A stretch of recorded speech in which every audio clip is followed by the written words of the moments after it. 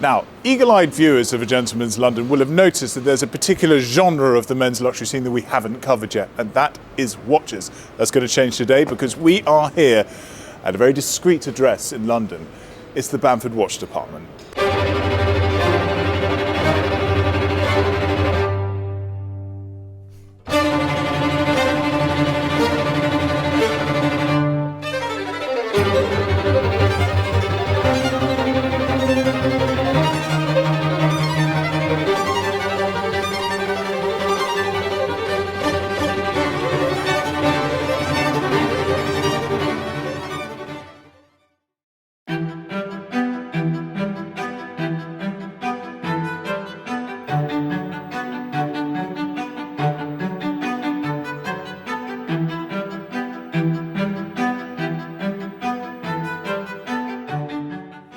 And we are now in the sanctum sanctorum of Bamford with its namesake, eponym and all-round legend. It's George Bamford. George, lovely to see you. Good to see you. Very good to see you. Now, I was thinking about this just now that back in 2014, late 2014, you and I sat here together. This is when we first met. And behind you, dear viewer, is a television. And on there, George and I designed a watch together as a demonstration of exactly what Bamford was able to do in terms of its capacity in-house at the time. And so let's think back to them, because what a journey you've been through. I mean, back then you did set up Bamford with a sort of customization idea. I mean, tell me about how it all started. So like a suit, I love the idea of having something bespoke for me. I love the idea of, we live in a mass market luxury world, and I wanted something that was unique for me.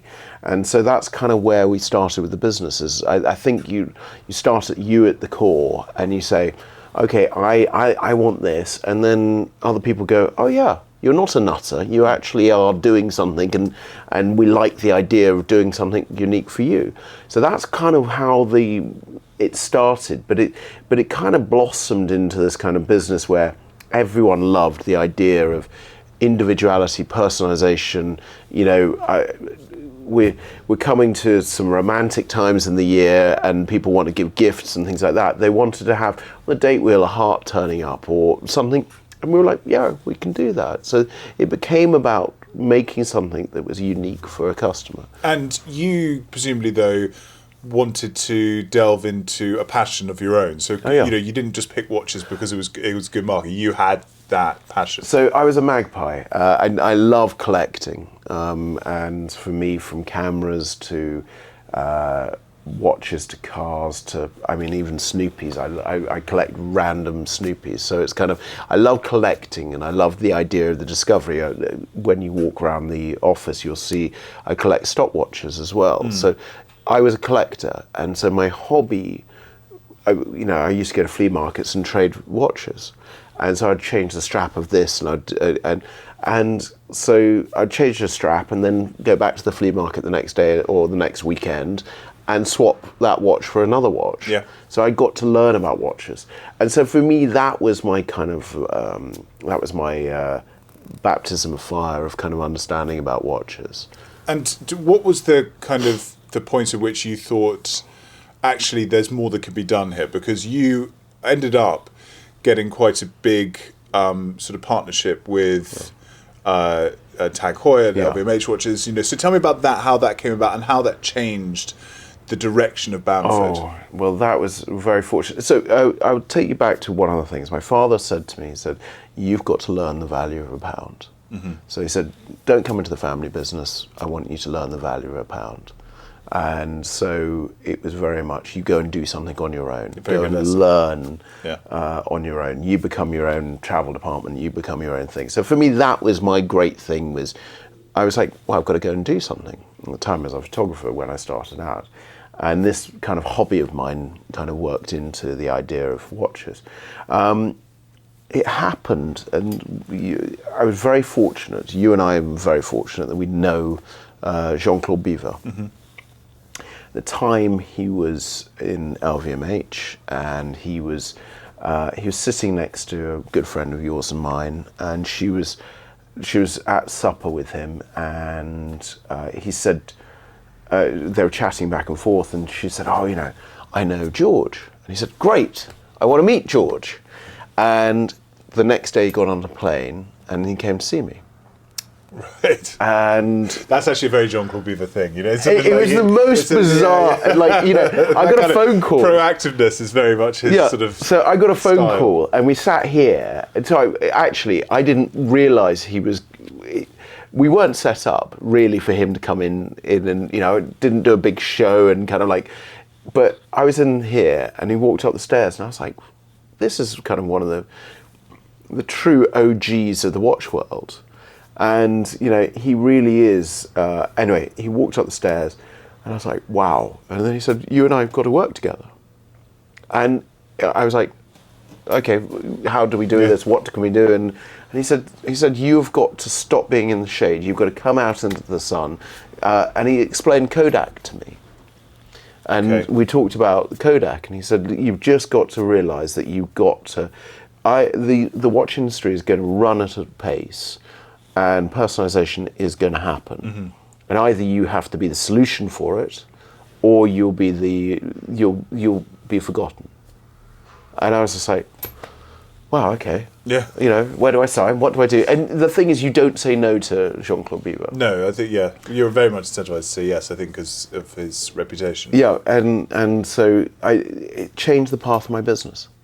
And it really did. It changed me from being a punk to... But I think that was the interesting thing about you, is that whilst you are, a very elegant, polite, well-mannered, charming, to some extent old-fashioned man, you have a sort of an offer. You had that punk rock, rebellious, enfant terrible aspect to your business, which was, take up things that were established and shake them up and make them different for people who were very, very willing to put aside other designs and sort of have something unique to themselves. I mean, that was a really revolutionary thing to do. It really, it was. I didn't think it was revolutionary at the time. No. When you look back on things, you go, "Oh, I did that. Oh my God, I couldn't believe I did that." But what was interesting is, as soon as that happened, other brands started coming and saying, "Hey, look, let's look at this. Let's do this." And that was a really kind of next stage of the business. As I realised, as soon as you became legitimate in some ways, brands were like, "Oh, can you help us with this? Could you?" So, do you think the meeting with Jean-Claude Beaver, that's what sort of legitimised you? Do you think that? No, a lot. It actually cut off a lot of things as well, because what happened was everyone thought I'd been purchased by LVMH. I see. Yeah. Okay. I understand. So there was for a year and a half, it was like, how are we going to work this? What's going to happen? Right. But I mean, I look back at it and I think that was amazing. Yeah. But there was a lot of brands, and then they started kind of, I kept on seeing them, and they're like, "Oh, we're pleased that, and here, let's sign a contract, let's do something." Yeah. And so it kind of started going on from that. And personalisation is something that is key for every watch brand, really. Even if they say, we don't do personalisation, if they could unlock what we can do, and we're starting doing that for brands, is we are now doing, anything under 150 pieces, we will start doing that as a personalisation. So what they will, it's a nightmare for them to do limited editions, really. Yeah. Because they've got to stop the production line, they've got to log in this, they've got to do special dials, everything takes time. We turn things around. I turn around an individual watch in 6 to 8 weeks. Yeah, there you go. Yeah. So for us, we're quicker to market, and we can help the watch brands, and that's where the business is kind of, let's jump to today. We're now becoming a helpful side to the business. Yeah. We're logging in what we do, and we're going into their production line. So what we'll do is have a conversation in a second about not personalisation but collaboration. Yeah. And but before we do that, why don't we go and have a look at the sort of Bamford Watch Department's capacity for personalisation, i.e. go and see the watchmakers, and what it is that you set up that was, I think, so special. Definitely, definitely. And we can pull out the drawers and we can go and have a look at some kind of unique pieces that we've done for people. Very exciting.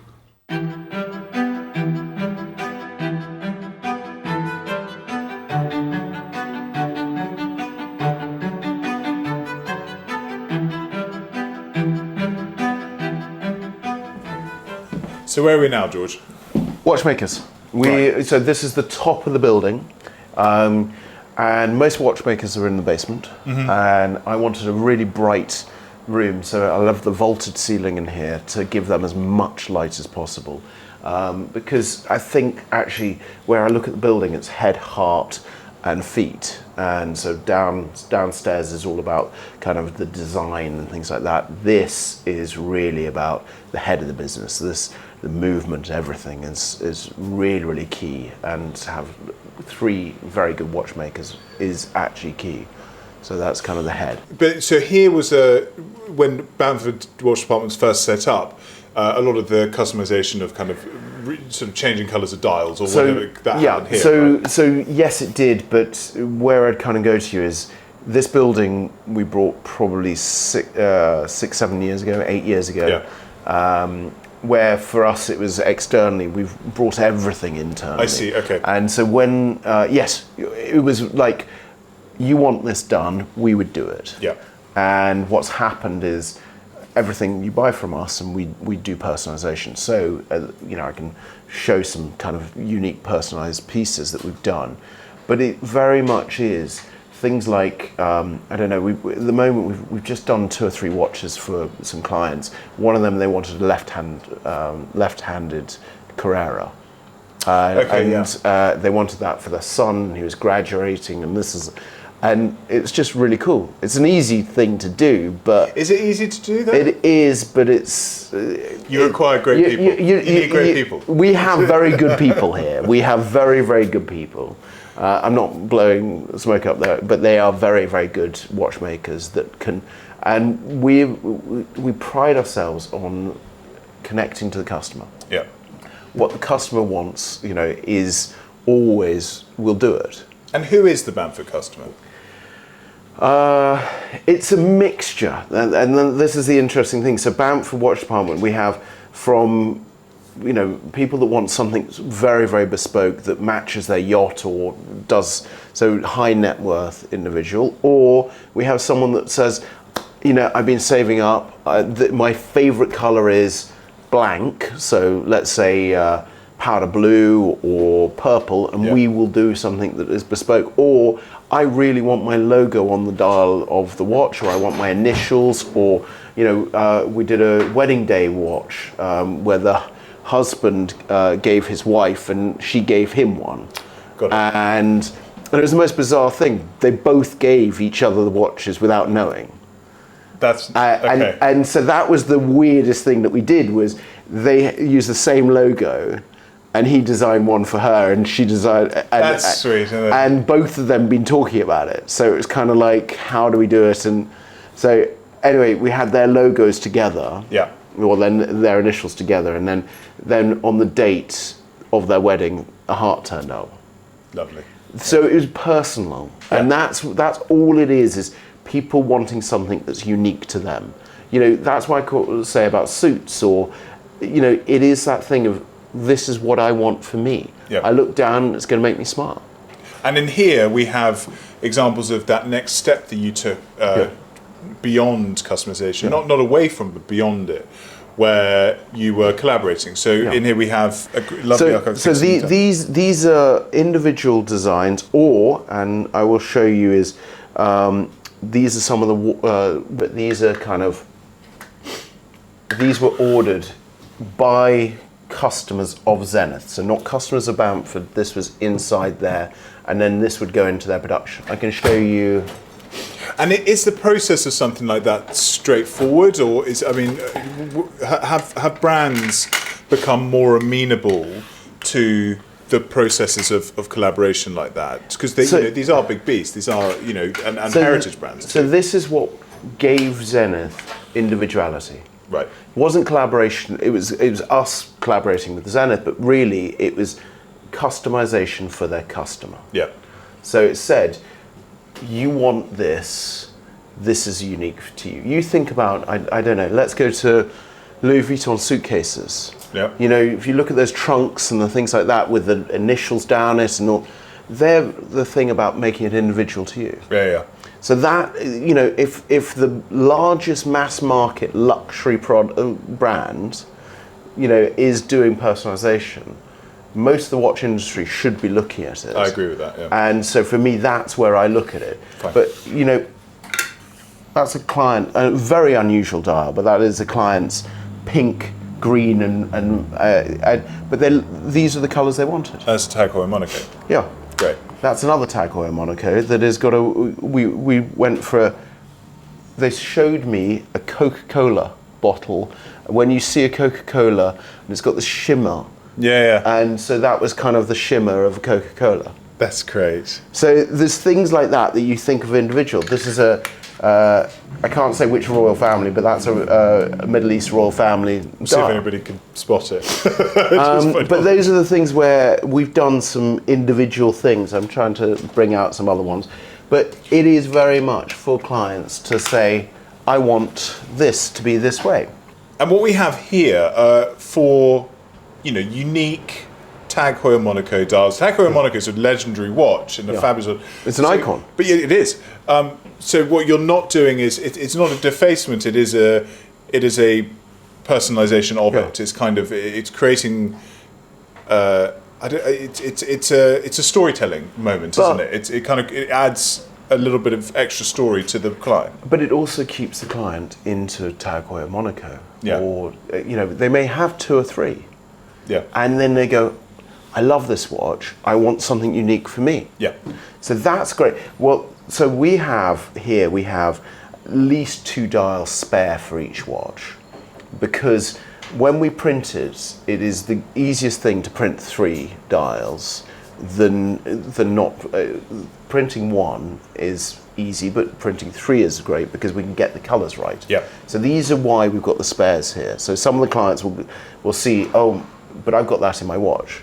But the great thing is you've got that in your watch, but if you have any, you know, sometimes we have water damage, so people leave the crown open and they go swimming and then they damage the dial. Yeah. To re-get that pink right or that Pepsi colour or Coca-Cola colour right is hard. Yes. So it's better to print 3 and then we don't have to go back to the drawing board again, match the colour, make sure it's right.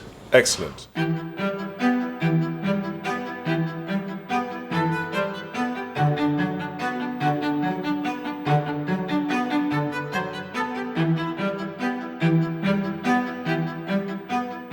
So where we are now, George, is this is your desk, this is your office, and probably quite a good time, therefore, to talk about the importance of storytelling in watches and how you've brought your own,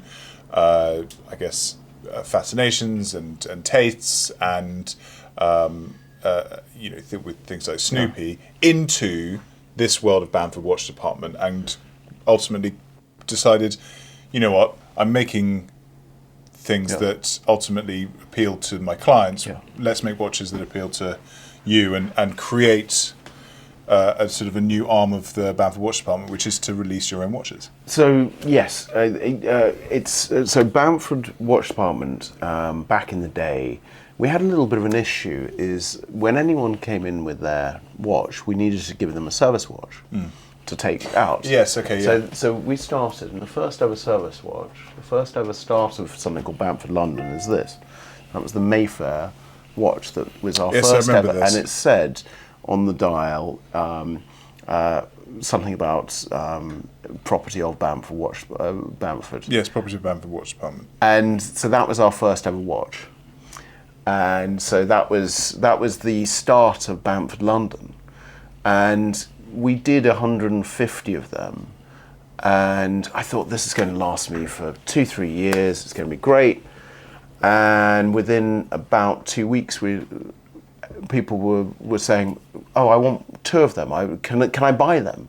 And I was like, no, we built these to just give when you brought in for a service. And so anyway, we realised actually there's a business around Yeah. designing our own watch. And it was an asymmetrical case. And so that was basically the start of Bamford London. And do you think that's because Bamford kind of developed a reputation as being a brand of its own? I mean, where do you think that came from as being something that people wanted? Well, look, we launched it at probably the right time, because it was summer, and this was kind of like that holiday watch that people wanted. Yeah. So that happened around that time, and also because I loved the idea of like the Bulgari one, the Hublot one. I loved this idea of doing something that you were given a watch because you kept that watch going, you kept it. But we never had returns. We never had people going, they came and picked up their watch and they were like, "Oh, I'm sorry, I forgot to bring the watch back." You've given me one, and my wife and I shared, so I need two, and it was like all those things. So I was like, okay, great, we've got a business. Yes, and this has always been happenstance. When I talk about this business, everything is, I'm very lucky. Our customers can get on without us, we can't get on without them. But they've also pushed me in the direction. Yes, there's things that make me smile. Snoopy makes me smile. But our cartoon characters, Popeye, Sesame Street, and there's loads of new characters that are coming on. Because everyone wants to look down at something and say, actually, this is something that's very me. Or you're in a business meeting, you're looking down and you've got a Snoopy on your watch, and maybe you're having a really crap meeting, but this is one of those things that would make you smile. Yeah. And so that's always those things. We want to delight in a way of kind of giving something for people that they go, yeah, I like this, this is me. And if you were going to like word board the Bamford aesthetic, what words do you think would come up? We've done this a few times, and I think it is, I'd like it to be fun. I'd like you to kind of come here and feel the enthusiasm. We love the watches. I'd also say it's about individuality. Not every watch is going to appeal to everyone. Yeah. So, don't be a part of the herd. Do something individual for you. Yeah. You think about how, the lining of a suit, or I'm just trying to think of like little nuances of small details. Small details that make it yours. Yeah. That's one of the key things with this business. And I guess that's why I was thinking about the importance of storytelling in watches, is that, yes, there are these iconic designs that people want. Yeah. People do want Rolex Daytonas. Yeah. They do want a Royal Oak. But at the same time, everybody wants to be able to tell a story too. Yeah.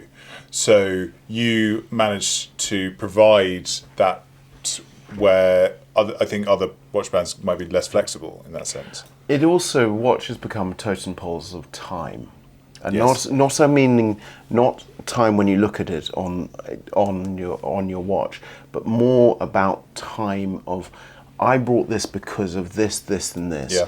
I wore this to whatever adventure. I to the point of like I got drunk last night and I dinged it, but actually it was a great night. Yeah. Whatever it is, they are totem poles, and they're embodying that history. You think about the certain watches that have gone through 3 or 4 generations. Yes. And those are the things where you look at it and you think, well, why haven't someone said, okay, I've done this for me, and then I hand it on to the next generation? Yeah. And that's the thing that, it's a great thing, because it's the stories, it's the story behind it, and what you were saying about storytelling. If you have this wonderful watch, and it's not only about cost or how much it's worth, it could be worth nothing, but it's embodied with my family, or it's embodied with me in that watch. Excellent. And just one more thing before we go and sort of, I guess, finish this narrative arc, exactly, by looking at a new release. Can you tell me about your personal passion for cars and how they play a part in Bamford Watch Department? So I think cars are such a, when you're collecting watches, there's always something else that you'll collect, and predominantly it's automotive. There's art and other things, but when you look at the two collections, people understand watches and cars. I love cars because I love the aesthetic, I love the design of cars, I love the interiors of cars. And so for me, it's been very, very good on even materials and design, but also working with the automotive industry. We worked with Land Rover, we've worked with other automotive brands to create their own pieces. So for us, that's been a full circle. I'm also probably quite weird. I love Land Rovers. So it's not weird. So I am literally a freak on Land Rovers because I love the idea of something utilitarian, but something that actually can go and do everything, and everyone has this big smile when they see it. And that's always what I love, is I love when someone has got a smile when a car comes up. I never love it when there is something where, you think, oh, he's a whatever because he's driving this. Yeah. You turn up in a Land Rover, you can never be... No, you can do. You're never moody about a Land Rover. Yeah, that's true. And that's where, and I think vintage cars, it has that. Because, and why is it when you're driving along the road and there's another vintage car and you do a big thumbs up to them, because 1 out of 6 times it's going to break down, and that you're really lucky that this car is going for the next X amount of time, and you always see, if you break down, and I've broken down quite a few times, you always see other vintage car people come and stop behind you and say, can I help? Do you need jumper leads? And it's a community. It's like the watch community. I can say about even Breitling has got an amazing community around it that supports it. Tag Heuer has got an amazing community. These communities are the ones that uplift you. And they say, oh, don't worry. Most communities want to kind of criticize you. They want to kind of cancel you out of it and say, this watch is wrong, or this car's wrong, or whatever it is. Breitling is one of those communities that says, and I'll take a small story. I had the wrong hands on a Breitling bullhead, and I didn't realise they were the wrong hands. And I put it up on Instagram, and I thought, and someone said, you've got the wrong hands. And I was like, Christ almighty. I was like, I'm done. This is And the person said to me, don't worry, I've got the right ones, I'll send you. And they did. That's nice. And that's called a community, that's support. And a lot of people, especially over COVID, were kind of talking about, mental health and all these sorts of things. But actually, I think that COVID did provide an opportunity for people who were kind of stuck at home to get on the internet, and they found those communities. They were able to find that any of the niche things that they liked, there was a bunch of other people who also liked it, and they were able to connect. Well, you think about your community. It is the suiting and materials and what you go into. Your community is unreal, because they're people that, when we look at it... You are the best, by the way. That's true. George is right. You are the best. You rock. You rock, yes. But it is also about that community. If you looked at it, suiting and shirting and things like that, during COVID, everyone wasn't in that mindset. But people wanted to discover, they wanted to understand. And I think the same with watches. Yes, I think that's absolutely right. And so let's take that final leap. No, it was perfect. Let's take that final leap and move to looking at your latest release, which, having spoken to you, is a culmination of a lot of everything that's really come before it, and probably the kind of the natural next step in the journey of the Bamford Watch Department.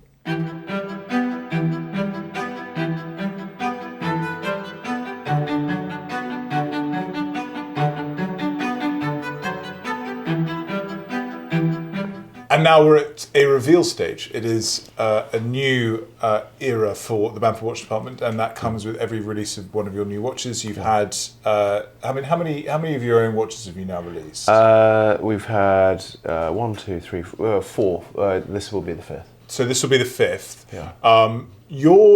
I think, whilst there's Snoopy and all this, there is something intrepid about you. There's a sort of element about your designs, I think, that have an element of travel and stirring the imagination one way or another.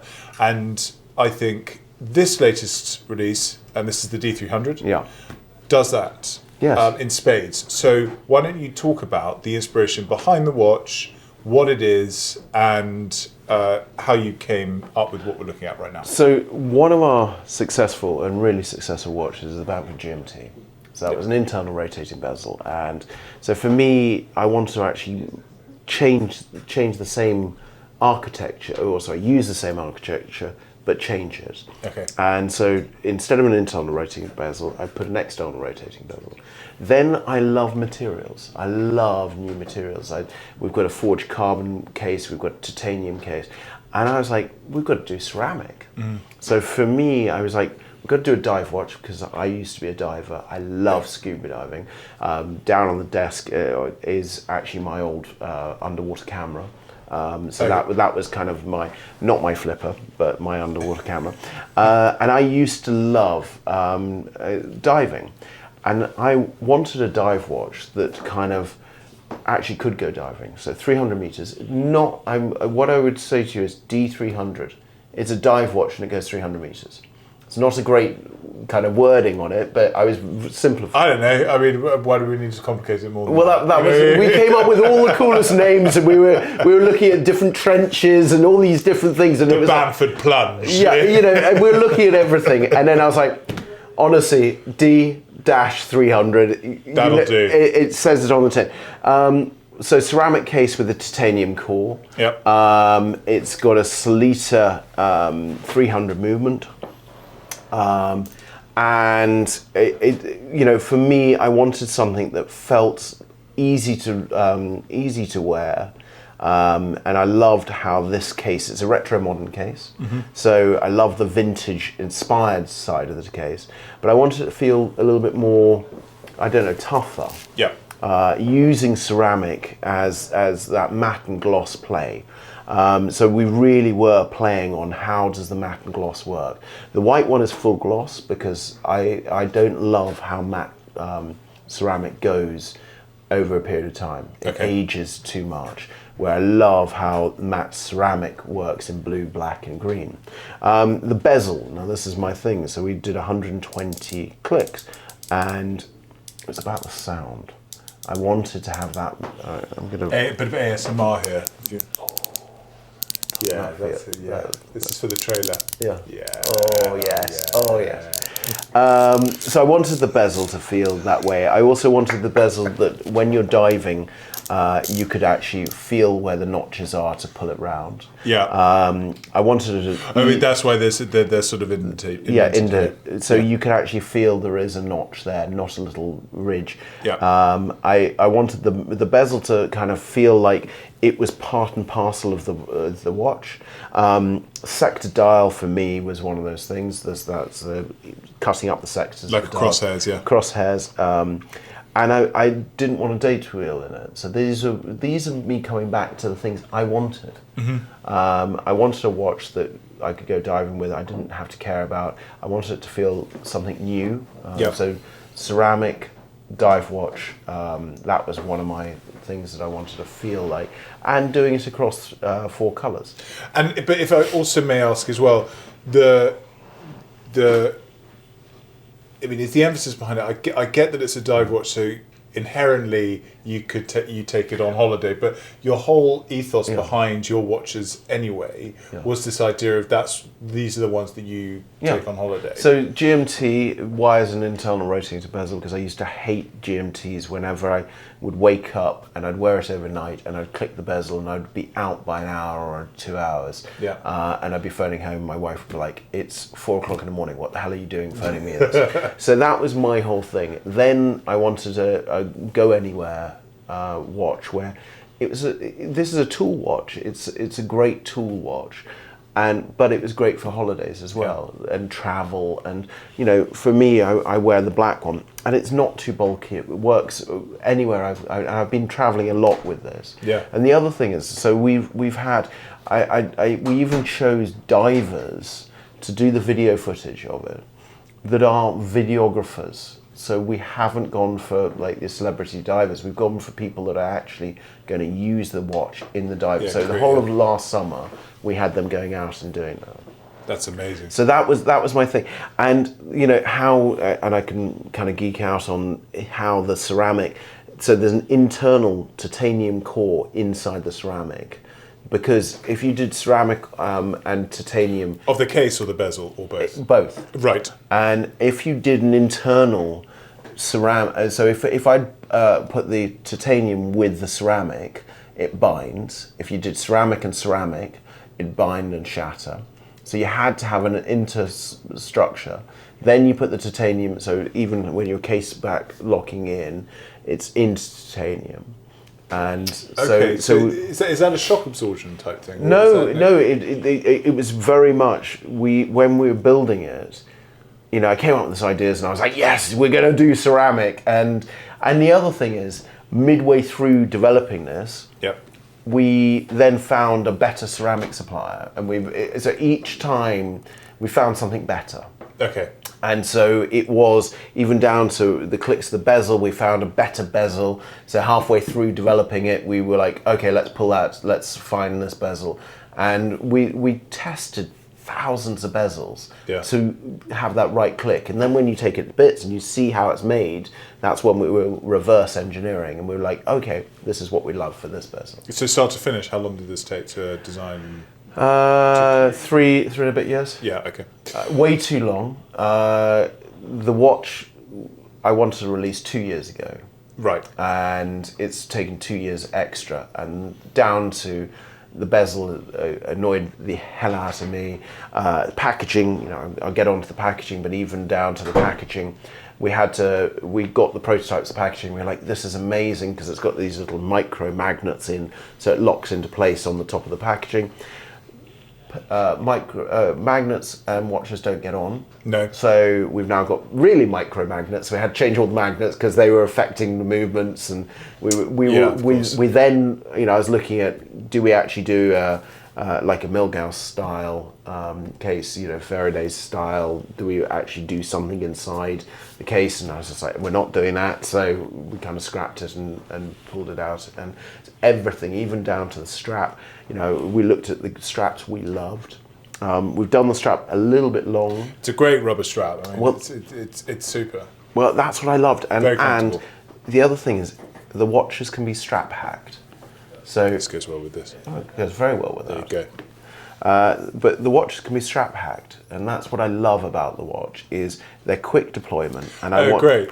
I want people, and it's simple. It's only a little spring bar. It's not like I've designed my own one. Okay, but so here's what a lot of people are doing, these sorts of things. And do you think that Bamford Watch Department has played a part in these sort of innovations that have come along with watchmaking that have allowed for people to very easily change their watch a little bit and personalise? I think yes. I talked at a group of 18-year-olds, 18, 19-year-olds. I did a bit of a chat, and I said, how many of you here have changed your strap? And everyone put up their hand. Really, yeah. And then I asked about, which watches do you have? And we went through, and most of them are so annoyed that companies have their own way of doing it, because they can't then go and get a strap from Bark and Jack or whoever. There's loads of great strap makers. So you want to get those from, and you want to go, okay, this is the strap I like. Yeah. So that for me is the personalization. Is I think people are wanting to say, okay, I like this watch, but now I want to have something myself. Whenever I buy a watch, I change the strap. Yeah. Instantly, because, well, firstly, most straps on watches the quality is not actually what you think it is, because it's the last thing that most manufacturers think about. Yes. So for me, that's so you want to have something where it's it feels quality. You want it to feel good. I mean, I will say to you, some brands like IWC do amazing things with straps because they understand. Yeah. They understand about strap hacking. But anyway, for me, these were the strap. I also wanted it to feel like you could put it on a rubber suit, on your wetsuit, you could put it on the wrist. So that's why we made it a little bit longer, because we wanted it to feel like actually it could do everything you want. And the other thing is, now, what I say to you is all of these watches are going to go diving. I doubt it. When you look at most dive watches, people take them off to go for a swim. Yes. Yeah. You know, and you're like going, but it's designed to go down, but most people don't. But I can't wait to see what people are going to do with this. Okay, but what we have here, George, is a combination of your experience, your career. There's just so much that you've poured into this, and yet, surprisingly, there's an extraordinary value proposition in this, in the sense that this is going to be an incredibly useful watch. It's also beautiful, and then will fit beautifully in people's collection. And you're not necessarily asking people to break the bank on it, because it is being retailed at 1,800. Now, I think a lot of the watch industry has done something that has done greedflation. Oh, you think? Okay. I think prices have gone through the roof.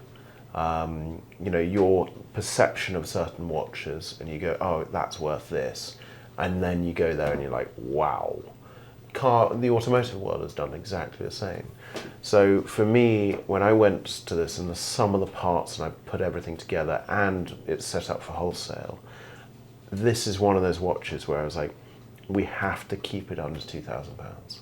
It has to be that thing where you go, okay, it's a considered buy, but the price is not your major thing that you consider. Yeah. It's more, I want this because of blank, blank, blank, blank, blank. Yes.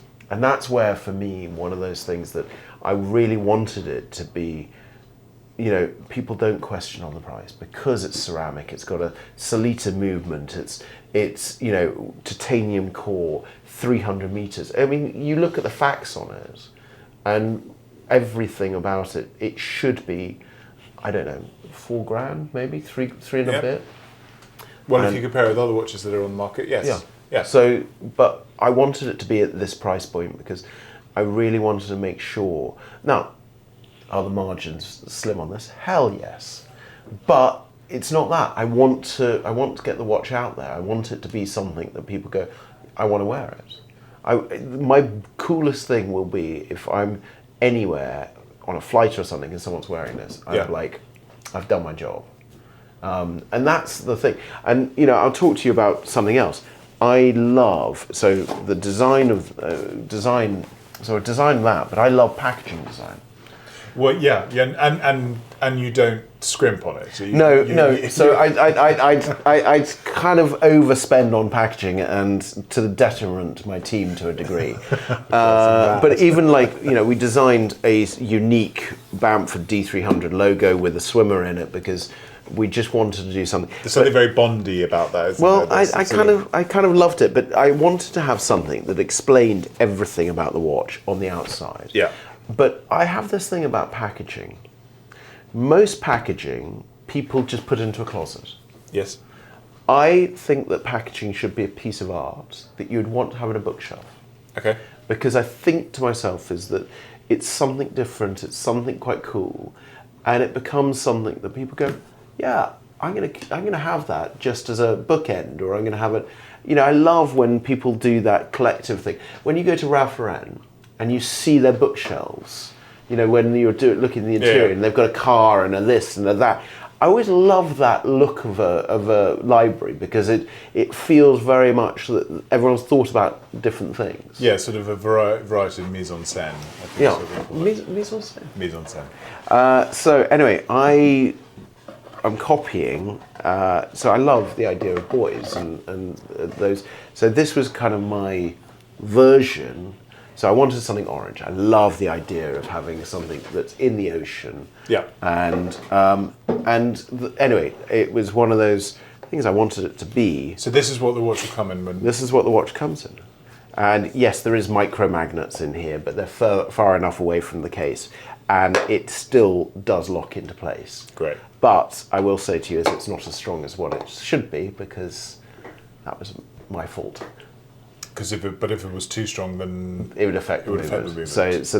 So we've done something, but it's the D300, and for me, I've seen my packaging of all the watches that I do, and I love packaging design. I have them on.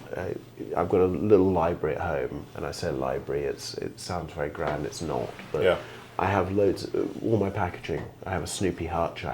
Because I love the idea of seeing it amongst these wonderful books. Terrific, and I think that this is a really good point to sort of reflect on the fact that your career has not been without controversy. It wasn't necessarily Vita controversy. Like you just, were trying to do something new, and in a world where newness isn't exactly always invited, and tradition is such a big part of it. But you've managed to carve this way through and emerge on the other side as a bona fide. You are part of this industry that. Wow, and this latest release, I guess, is, now just considered part and parcel of what everyone could expect from a genuine watch brand. And so, coming here to hear your story has been fascinating. You are brilliant in so many ways, and thank you very, very much for. Thank you for having me. No, well, I mean, thanks for having us. No, but having me. It's a true honour. I love everything you put out, and I love.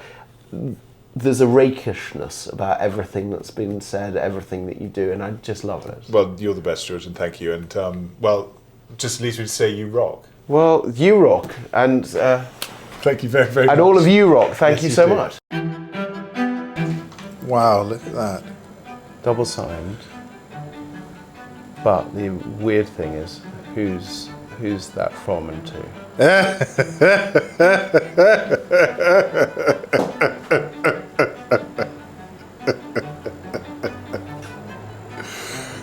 How did you get that? You stole it. No. My father used to go and get stuff from Enzo. It's to Enzo Ferrari from Gianni Agnelli. Oh.